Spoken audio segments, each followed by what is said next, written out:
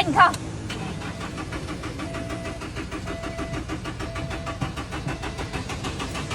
你看见了吗？这台车怎么都启动不了，你知道什么原因吗？我们去前面看看。车子打不着火，一般就3个原因：油路、电路和气路。咱们呀，先看看它通不通电，断开这个点火线圈连接器。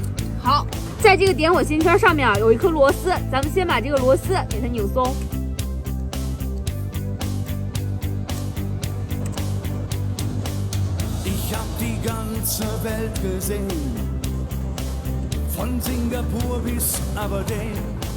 然后啊，把这个点火线圈给它拿出来。好，取出这个活塞。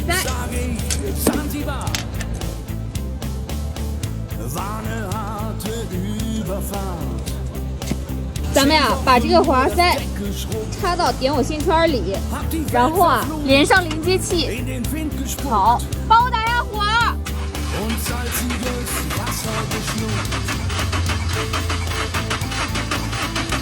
停！看见了吗？没有火，咱们给它装回去，看看喷不喷油。找到这根油管，给它断开。好，然后啊，找个瓶子接着，免得污染环境。帮我打下火。看，没有油。停！既不出油，也不点火。那这种问题啊，解决起来反而简单了。来，你过来看。 就是这个，它叫多轮轴位置传感器，它同时负责着出油和点火的信号传输。我怀疑啊，它出了故障，咱们给它拆出来看看。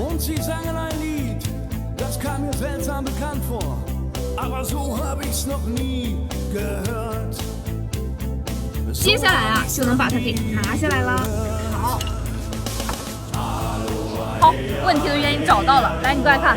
这上面全是铁屑，铁屑太多呢，就会影响信号传输，就会出现打不着火的情况。接下来啊，咱们就给它清理干净。我们呀，拿2张纸巾把它给擦干净。看，全是铁屑。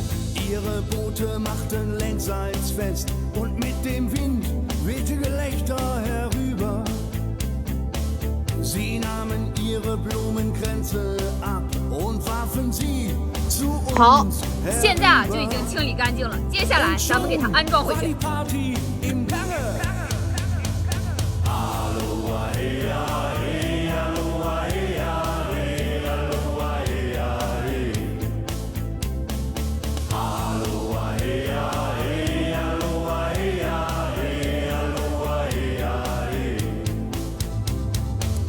好，现在啊就已经安装完成了。接下来我就上车点火试一下，看看能不能打着火。如果打着的话，老铁们记得给我点一颗小心心支持一下。如果你还关注了我，那以后有任何汽车问题你都可以来问我。走，来启动汽车，看见没有？